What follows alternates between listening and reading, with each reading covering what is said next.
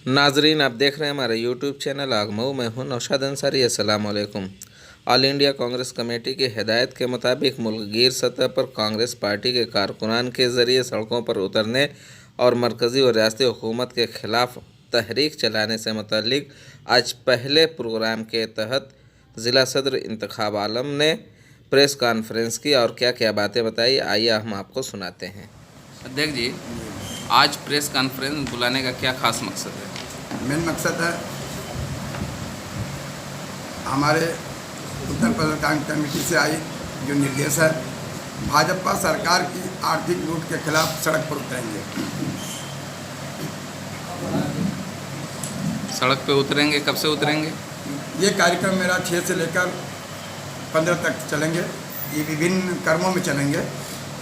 इसकी रूपरेखा जो है 6 और 7 को जो है, जो हमारे यहाँ ये पर्चा वितरण है, जो पर्चा हमारा आया है उसको हम लोग 6 और 7 नवंबर को पूरे मऊ जनपद में वितरण करेंगे। वह स्थान ब्लॉक, तहसील, कचहरी, कॉलेज होगा।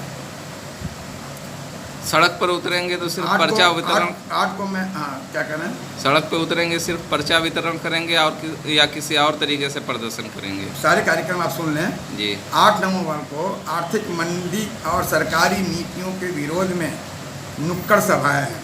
ये 2 दिन है, 8 और 9, जिला, शहर, ब्लॉक, वार्ड स्तरीय। हम हर जगह अपनी जो है उपस्थिति दर्ज कराएंगे और जनता को बताने का काम करेंगे।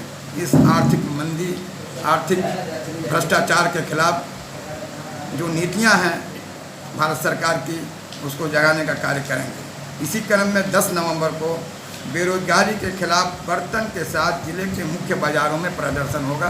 वो मुख्य रूप से जनपद में होगा। 10 को ये कार्यक्रम होगा और 11 को राष्ट्रीय शिक्षा दिवस और मौलाना अब्दुल कलाम आज़ाद की जयंती पर कार्यक्रम है, जिसमें शिक्षण संस्थाओं में महंगी शिक्षा, निजीकरण, बेरोजगारी के सवाल पर वार्ता होगी। अभी जल्दी ही IIT को भी, जो सरकार चलाया करती थी, जिसकी सरकार की फीस 10,000 होती थी, अभी उन्होंने प्राइवेट में दे दिया है और उसकी भी फीस कराना चाहती है। ये क्या नीति गरीबों के हक में है? दूसरी चीज़ है 12 और 13 को किसानों की समस्याओं को लेकर सुनवाई। अन्नदाता की सुनो चौपाल लगेगी। अन्नदाता की सुनो चौपाल में हम बिजली दर जो वृद्धि हुई है उसके खिलाफ, कर्ज माफ़ी के लिए, फसल का समर्थन मूल्य मिले, उसके लिए जो है मैं कार्यक्रम चलाऊंगा 12 और 13 को। जो हमारे शहर, हमारे मेन बॉडी और शहर कार्यक्रम में हर कांग्रेस जन इसको करेगा। 14 नवंबर को पंडित जवाहरलाल नेहरू की जयंती पर नेहरू के सपनों का भारत पर सेमिनार होगा। 15 नवंबर को जिला मुख्यालय पर धरना प्रदर्शन सभा की जाएगी। जिला प्रशासन को ज्ञापन भी सौंपा जाएगा। ये कार्यक्रम लगातार 6 से लेकर 15 तक हम कांग्रेस जन बहुत ही प्रबल शक्ति के साथ लोगों के साथ खड़े होकर हम करेंगे। इतना बड़ा प्रोग्राम चलेगा और हिंदुस्तान में किसान के बाद बुनकर हैं, बुनकरों को नज़रअंदाज कर दिया गया, ऐसा नहीं लगता? नहीं, ऐसा नहीं है। बुनकर को लिया गया। बिजली बुनकर का जो है, बुनकर के लिए भी समस्याएं, जो बिजली की या जो भी समस्याएं हैं उनको भी जोड़कर चला जाएगा, क्योंकि बिजली उनके लिए मेन मुद्दा है। मैं एक सवाल आपसे करना चाहता हूँ, बहुत दिन से ये मेरे दिमाग में है कि जो ये सब्सिडी की बात करते हैं, जो बताते हैं कि हमने 70 रुपया जमा करते हैं, ये फिक्स है उनका बिजली। लेकिन अगर फिक्स 70 रुपया है तो फिर बगल में बकाया क्यों आ रहा है?